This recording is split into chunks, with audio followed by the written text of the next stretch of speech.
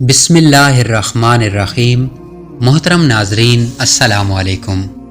موت کے وقت کے 5 فرشتے، یہ کہانی ایک ایسی حقیقت پر مبنی ہے جسے ہر انسان کو ایک دن دیکھنا اور جھیلنا ہے۔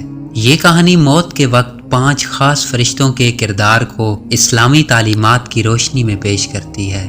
دنیا میں ہر نفس کو موت کا سامنا کرنا ہے، یہ ایک حقیقت ہے جسے کسی بھی صورت ٹالا نہیں جا سکتا۔ موت وہ لمحہ ہے جہاں انسان کی زندگی کا اختتام ہوتا ہے اور آخرت کا آغاز۔ قرآن اور حدیث کے مطابق موت کے وقت 5 خاص فرشتے انسان کے پاس آتے ہیں۔ یہ کہانی ان فرشتوں اور ان کے کردار کو بیان کرتی ہے۔ پہلا فرشتہ حضرت اسرائیل علیہ السلام۔ حضرت اسرائیل علیہ السلام موت کے فرشتے ہیں۔ ان کا کام اللہ کے حکم سے انسان کی روح کو قبض کرنا ہے۔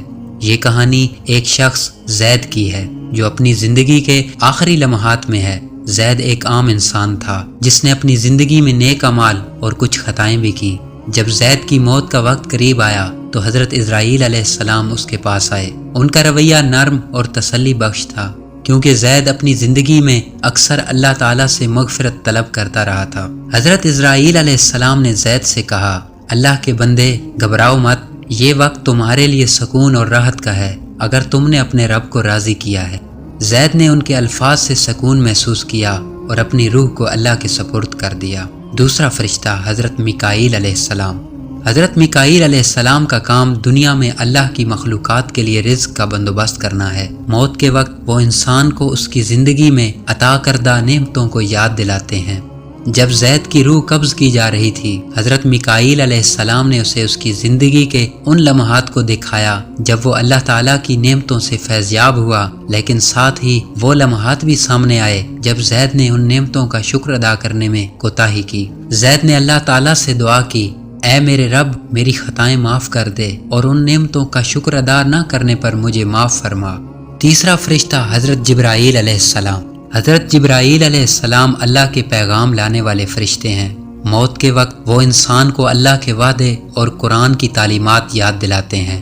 جب زید کی روح آسمانوں کی طرف لے جائی جا رہی تھی، حضرت جبرائیل علیہ السلام اس کے سامنے قرآن کی وہ آیات پیش کیں جو جنت کی خوشخبری اور دوزخ کی وعید کے بارے میں ہیں۔ زید نے ان آیات کو سن کر سکون محسوس کیا اور اللہ کی رحمت پر یقین رکھا۔ حضرت جبرائیل علیہ السلام نے کہا، اللہ کا وعدہ سچا ہے، وہ اپنے بندوں پر رحم کرنے والا ہے۔ چوتھا فرشتہ حضرت اسرافیل علیہ السلام۔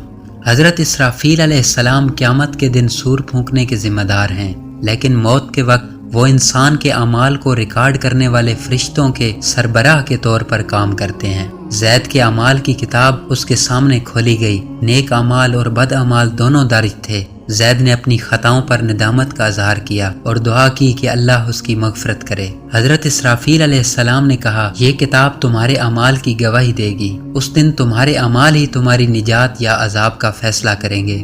پانچواں فرشتہ منکر نکیر۔ موت کے بعد قبر میں منکر نکیر فرشتے سوالات کرنے کے لیے آتے ہیں۔ یہ سوالات انسان کے ایمان اور اعمال کی بنیاد پر کیے جاتے ہیں۔ زید کی روح کو قبر میں لے جایا گیا جہاں منکر نکیر فرشتے آئے۔ انہوں نے زید سے 3 بنیادی سوالات کیے، تیرا رب کون ہے، تیرا دین کیا ہے، تیرا نبی کون ہے۔ زید نے مضبوط ایمان کے ساتھ جواب دیا، میرا رب اللہ ہے، میرا دین اسلام ہے اور میرے نبی حضرت محمد مصطفیٰ صلی اللہ علیہ وآلہ وسلم ہیں۔ ان جوابات کے بعد زید کی قبر کو جنت کے باغات میں سے ایک باغ بنا دیا گیا۔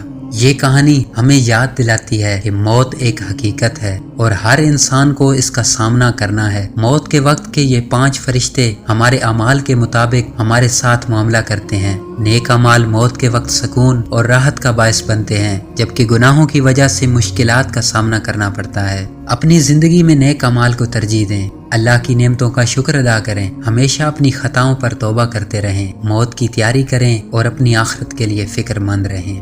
آخر میں اللہ پاک سے دعا ہے کہ اے اللہ، ہمیں موت کی حقیقت سمجھنے کی توفیق عطا فرما، ہمارے گناہوں کو معاف فرما، ہمارے انجام کو بہتر بنا اور آخرت میں ہمیں کامیاب لوگوں میں شامل فرما۔ یا رب العالمین، ہمیں دنیا اور آخرت کی بھلائیاں عطا فرما، موت کے بعد کی سختیوں سے محفوظ رکھ، ہمیں اپنے پیاروں کے ساتھ جنت الفردوس میں جگہ عطا فرما اور ہمیں ہر قسم کے عذاب سے بچا لے۔ اے رب العالمین، ہمارے دلوں کو اپنے دین پر قائم رکھ اور ہمیں ہمیشہ اپنی رضا کے راستے پر چلنے کی توفیق عطا فرما، آمین۔